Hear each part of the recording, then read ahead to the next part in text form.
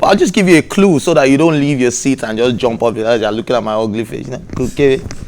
Okay, you know that. All right, man. So our guest is a Nigerian Afropop singer. He rose to fame after winning the first season of Project Fame West Africa, and is best known for his hit single Kukere. He teamed up with the producer DTunes and recorded, a jam, a smash hit actually, that took Nigeria by storm, Ghana, and of course the entire world. The song was succeeded by the album's second single, Your Waist, which is another banger. You guys know you saw your favorite in that video as well, and vocals from Emma Nyra as well. He released his debut studio album by My Story in 2011. He won the Artist of the Year award at the Headies 2013. He was motivated to pursue his music professionally after watching the celebrity lifestyle of Two-Face Idibia and Olu maintain. He started as a rapper going by the name Love T. I'm sure he has forgotten this name. Anyways, guys, let's make welcome the phenomenal, the one and only, the star himself, Iyanya.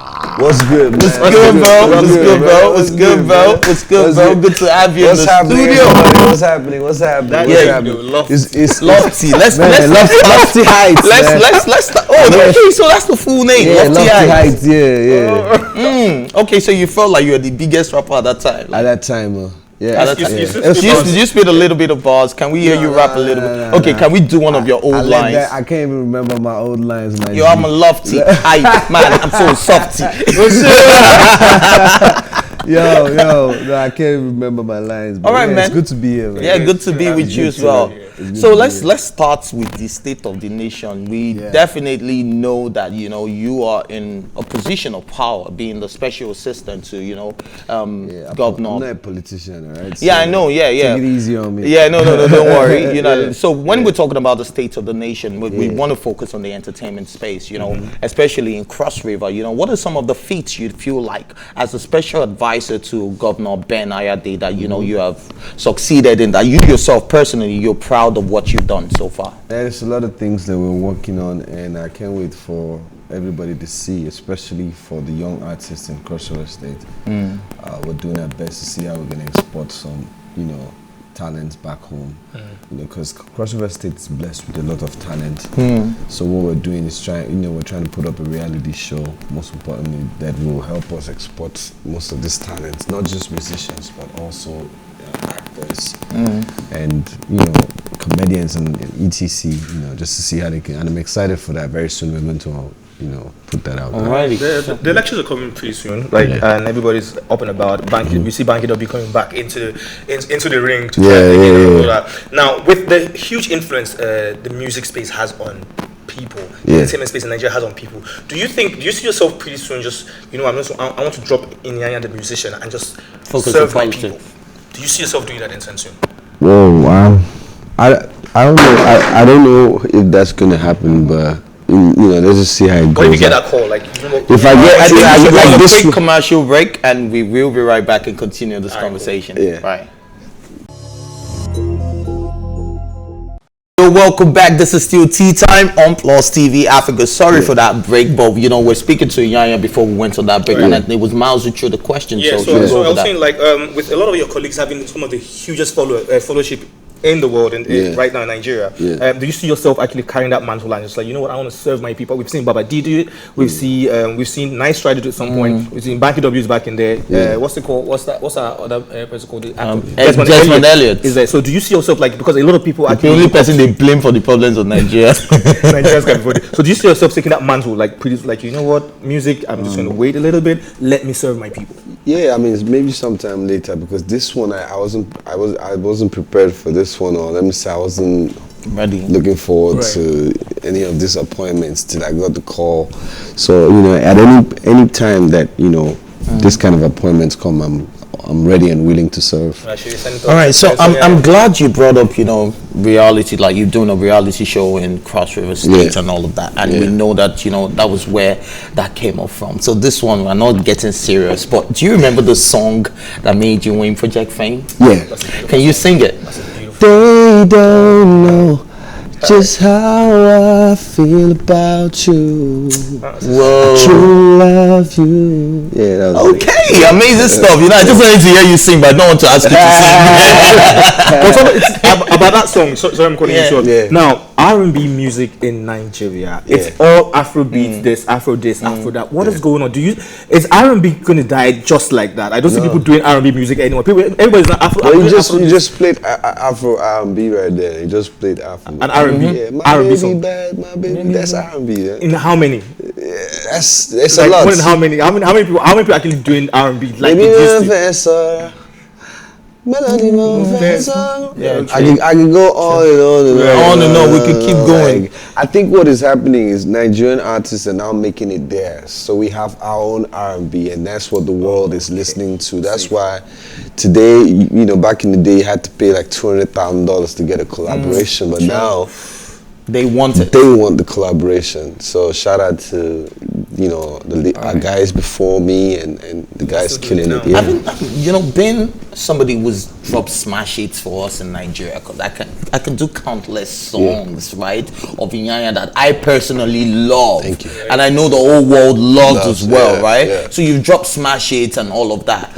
And so far, so good, right? Yeah. You still keeping your own lane, keeping your own space. Yeah. But we see now, I'm going to award shows, right? Let's go. Yeah, we're going to award shows now. go. So we've seen a lot of people that have smash hits, and because of that, they feel like, oh, I'm eligible for an award. I should be the one to win. And their fans are going like, but Iyanya has done it before you guys even started doing it. Right. Do you understand? But Iyanya doesn't feel entitled some type of way. Do you get what I mean? So I would like to get your take on award shows. Do you think we should bring it back home since we're having all these problems? And because you also mentioned on, you know, Afro R&B, do you think that we should get to that level? Because left to me now, I'm going to the Grammys now. A lot of people are saying Wizkid, you know, was supposed to win that award, and I'm saying that if he was in the wrong category, if he had been, you know, pop song of the year, probably.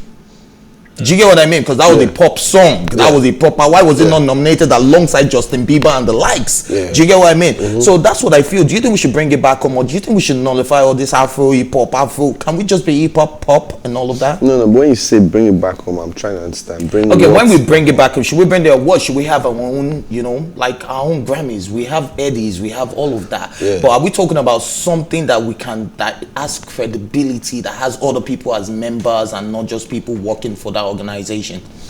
Well, shout out to Headies and you know all the other awards that we have. I don't know what happened with the Grammys, but it's also beautiful when our, you know, artists win these awards and bring it back home. It shows growth. It shows.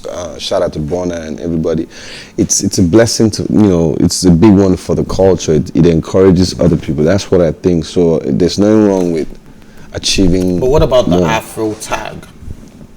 That's ours. That will always be ours. We can do whatever we want with that. You know, we can come up with Afro awards and people will still love it. It's all about the oneness. As long as we agree that this is our thing, then we all have to push it, you know. I personally talking about the Grammys, I personally feel Nigerian artists has put that Grammys on their head now. Like, if it's not Grammys, it's nothing. If you've not achieved a nomination, or you've not gotten the Grammy, you're like nobody right now. Do you think we are beginning to overdo this? Do you think we should just focus? Now, another thing is, if you even invite our own artists in Nigeria, like, oh yeah, there's an award ceremony, blah blah blah, people don't turn up. A lot of them don't even come. But at Grammys, everybody's not like, oh yeah, we have to go to Grammy. Do you think we are overhyping this Grammy thing? Do you think we should just focus on our music and just keep To be very honest, I've never thought about what you just asked. Right. I've been focused on my own stuff and pretty much just celebrating everybody who has won either the Grammys or the Headies. We're doing a great thing, man. Right now, the world is listening to Afrobeat. The world is tuning in. We have to celebrate that. What I want to encourage people to do is to celebrate their artists in Nigeria. Celebrate your artists. You know, be it Grammy, not Grammy. These guys are putting in a lot of work to make sure that your parties rock, your birthdays, your weddings rock. So try and encourage, you know, people. You know, that's what I'm focused on. Right, you're one guy that's been very resilient. You just keep it moving and you just act like I'm unbothered. Like, you know, they bother me. You know, like, yeah, I can't be bothered. Like, what's the motivation for you? What's that thing that when you wake up in the morning you're most grateful for? I'm grateful for this interview. After how many years since 2008? I'm grateful for progress. You know, it's not easy to be in this industry after your first hit, your second, how many more years. So that's why I'm more on the side of celebrating. I celebrate myself first. I wake up in the morning, I'm thankful that, won Project Fame 2008 and he's been around, he's here. I just dropped a brand new song with Ayra Starr. People are loving it. Everywhere I go, they want to hear my jam of the moment. That's what motivates me. That's the passion. That's what I'm thankful for. I do a lot of celebrating others. I make sure I celebrate my colleagues who win. That way I'm also encouraged. But we haven't seen you cut corners, you know. Iyanya has given us a particular sound, right? Yeah. And you try to, you know, with songs like Kukere. I'm enjoying this tea. Your Waist. Alrighty, it's tea time, man. Yeah. So apart from, you know, Kukere, Your Waist, you know, you try to give us that commercial stuff, but you still went back to your roots. Yeah. Do you understand? You still went back and you continued. Yeah. You know, what's that? That's what I meant by why do you stick to that? I love it. I love what I'm doing. But what are you going to say to other artists who have changed their styles because of what the, you know, environment, the society requires of them? Or just the industry? At some point, you have to. That's what makes you a great artist, being versatile. You know, because like me, I won Project Fame 2008, and everywhere I went to, I was introduced as the guy who won Project Fame, has a great voice, and I was tired of that. I wanted to be, ladies and gentlemen, put your hands together for, So now, what I had to do was learn what the other guys were doing. I listened to M2M, shout out to Juan Nicole. I listened to Superstar, I think that was Starboy, Wizkid's first album, Superstar. Yeah, Superstar. So these are albums that at the time I was doing R&B. Now I had to buy those albums. I had to buy Paul Play. I had to buy Nice's album. I had to listen to it and be like, how are these guys making people dance with their sound? Right. And that's how I came up with Kukere. That was 2 years or 3 years after Project Fame. Right. So there's nothing wrong with being versatile. There's nothing wrong with trying different genres as long as you can make it yours. As long as you can make it yours. Teaming up with one of the newest kids in the block. Ayra Starr. Like, my God, why that girl? Why her? Like, we have a lot of other young and dope females out there. But why did you choose that particular fire girl? So I've been listening to her, and I think she's an amazing. She's an amazing artist. She's extremely talented, right? So I produced the song. Shout out to Wanda Banton. He produced that song. Yeah. Okay. While I know the feeling. He produced the song. So we linked up courtesy of Libra, and I played the song. Ubi is very good at you know, connecting, you know, artists. He does that very well. So when he listened to it, he said, you know, let's have Ayra on this song. I think Ayra will do well, and I said, let's do it. That was it. Right, so I want to touch on friendship because you guys, yourself and Ubi, showed us what friendship really means and what it means to be business partners, you know, with the reunion and all of that. A lot of people didn't see that coming. No. And it was quite quiet as well. You didn't make a fuss about it like, you must be on all the blog sites, Ubi and this team. In fact, Ubi and Iyanya concert. That's what some other people would have done, right? But it was quite quiet and yet very mature and very solid as well because we saw the originality and how you guys actually meant coming back together. What's the difference you plan to make now? You know, have you learned from the mistake? Has he learned from his mistake? Of course we have. You know, tell us about it. Yeah, I'll speak for myself. Right. But I know I've learned from the mistakes, and one of those things is you have to know the people that God put in your life to direct you. Right. So it's very important for you to know that, oh, this person is in your life to direct you. So your ego has to die. Pride has to die, and you have to listen to these people. So you see, like I said to you, Ubi linked up this Ayra collaboration. So these are the things that God put Ubi in my life to do. So I have to learn to listen to him, and he also has to learn to know that, oh, this is my guy, and this is where I have to put him through. And it's just love. It's pure love. There's nothing wrong with making mistakes. So what are you gonna say about, you know, industry colleagues who are, you know, at loggerheads with each other, beef everywhere, you know, because you are a preacher of love. You're not in Daboski. You know what I mean? So tell us about this beef in the industry. The industry is a very toxic place. I'm sure everybody who knows will agree with it. It's quite toxic. So what it is, you have to be careful. Most people want you apart from some people for their own benefits. Right. So most people will do everything possible to break a union that's strong. And the reason why they're doing that is because they want to benefit from their division. Right? So it's very important for you to always when you have issues with your guy, it's very important for you to make sure that you find a way to sit down and resolve it between yourself. If you must scream, whatever. Like, sit down and be like, look, you hurt me, I hurt you, how do we move forward? Because when you start adding third, fourth, fifth, sixth parties, then you can't really control, you know, whatever it is. Yeah, you can't control it anymore. So I've learned to, you know, like you and I, if we have issues now, I'm going to call you and be like, hey, bro, we have issues, and we have to resolve it. You know, I've grown past the level where I have issues with you and it's all in here. Like, no, I'm going to call you and say, bro, I don't like this.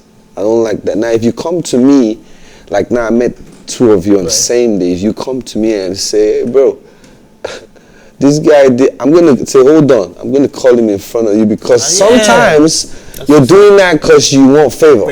And that's what's very common in the industry. Right. Do you get worried sometimes? You hold your phone and you're about to tweet something or you're about to post something, like, if I post this thing, now won't people just come? Iyanya said, or he meant, or they'll just take it all. Do you get sometimes? How often do you consume social media? What's your take on social media? I have my team. I'm focused on the music. I have my team who handle that, because you know, because of the position that we are in as artists, right? You have to be very careful what you say out there. People don't understand, and these days everybody's opinion matters, you know. That's how people feel. Everybody feels like I like that. You know how you know this when you check the comment section and you see people writing paragraphs, you know. So you know they feel like, hey, what I'm saying makes sense. So you have to be very careful. Sometimes in some cases it's very, very personal for the people, so you can't just say anything because they know they're going to come to you and say you said. So I leave it for my team and they handle it well. So you don't even tweet anything by yourself? I tweet. So we sit down. Okay, this is what I feel. What do you guys think? Wow. It has. We have to sit down and say, this is what I want to tweet. What do you guys think? Wow. And then everybody goes, yeah, it's cool, it's not cool. All right, so for me, right, I actually want to break hearts. Okay. Right? Yeah, that's good. Yeah, there are a lot of women that they are so lovely. In fact, the moment they posted that Iyanya was covering the house, I had girls asking, what am I going to wear tomorrow? What am I doing? Oh, you got it too, right? Yeah, exaggerated. So I want you to give up exaggerated. Oh wow! Okay, they stepped them out of the studio already. If not, you'd have been seeing them. Anyways, I want you to give a special shout out to somebody out there right now. Don't hold back. If there's a special person, give them a shout out right now. A special person. It has to be the other. As you setting me up right now. Yes. That's what he does. Man, special person. I have a lot of special people, but right now I'm on the spot. We're about to break out, so you cannot call your mom. You can't call nobody that.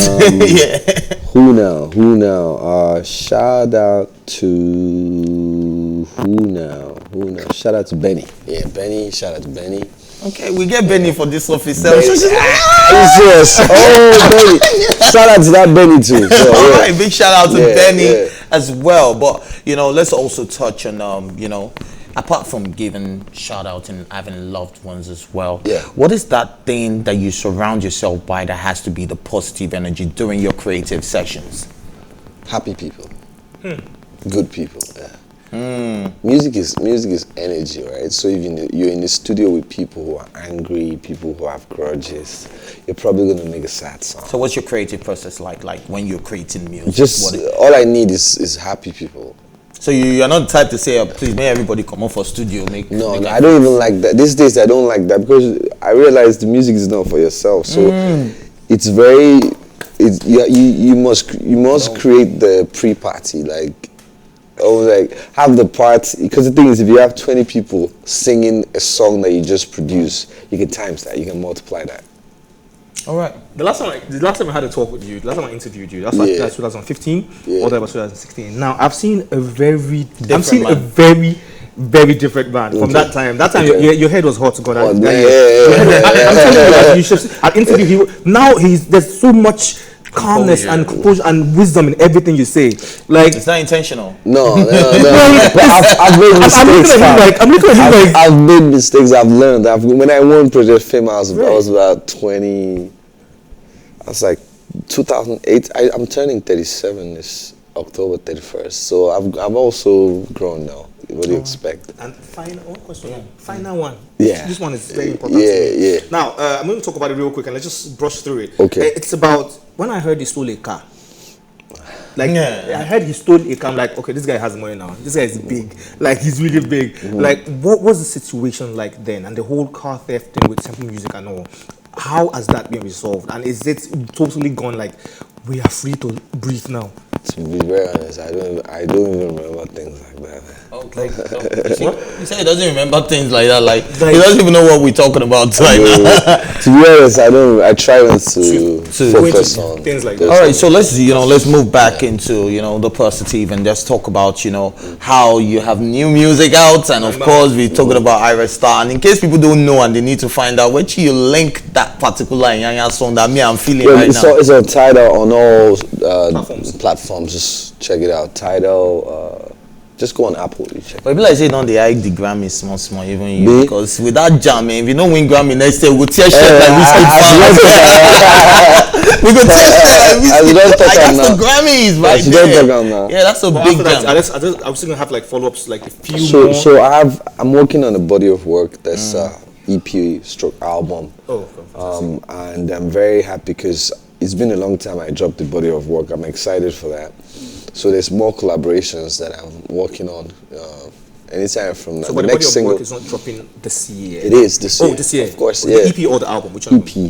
We're looking at six songs, 7 songs already. Yeah, right. Some great collaborations on. Right. They'll want to spill some names. I have David. I have Kiss. Yeah. So Game over. that's David and Kiss, man. The thing is, we're on the same song. Myself, Kiss, and David. On one song. Yeah, so okay, no, that's Mother was the case that they gave that's me. dope. Mother is the case, that's definitely. Dope. That's dope, man. Alrighty, so before we let you go, I'm one who's always open to knowledge and always encouraging other people. You don't know who's watching right now, and you're a success story. Thank you. We would like to know, what's the biggest lesson you have learned being in Iyanya so far? The biggest, the one you would never forget and you want everybody to take home. Nobody owes you anything. Okay, say that again. Like Nobody owes you. If I like to speak French when I'm saying that, because we're on live. Say no, you can. I can. Yes, you can. Nobody owes you shit, bro. I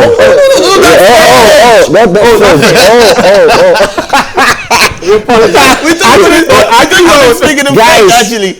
That was not me. They said I could speak French. If I was a DJ, you know what I'm doing right now. But for real, I learned that nobody owes you anything. That's my motto. That's my motivation right there. Nobody get up and get what's yours. And I appreciate people. Appreciate the smallest things, because nobody owes you anything. Nobody owes you S. I'm speaking Spanish. Yeah. But man, thank you so much, Iyanya, for sipping this tea with us. Thank you. Great. Whoever made this tea, what was the person's name? Funke. Thank you so much. Alrighty.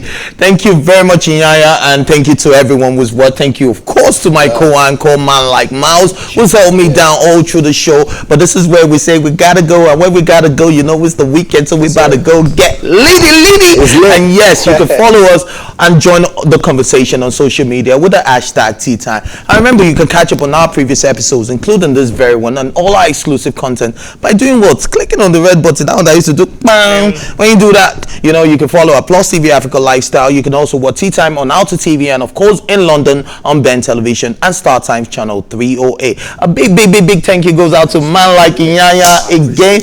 I wish they gave you a lapel mic, because I wanted you to teach us, that. Oh jeez. I was going to tell you a Kukere story, but I'll tell you as soon as we wrap up. And yes, thank you for watching PlusTvAfrica's TEATIME. My name is Ife Oluwa Oshukere. Let's go.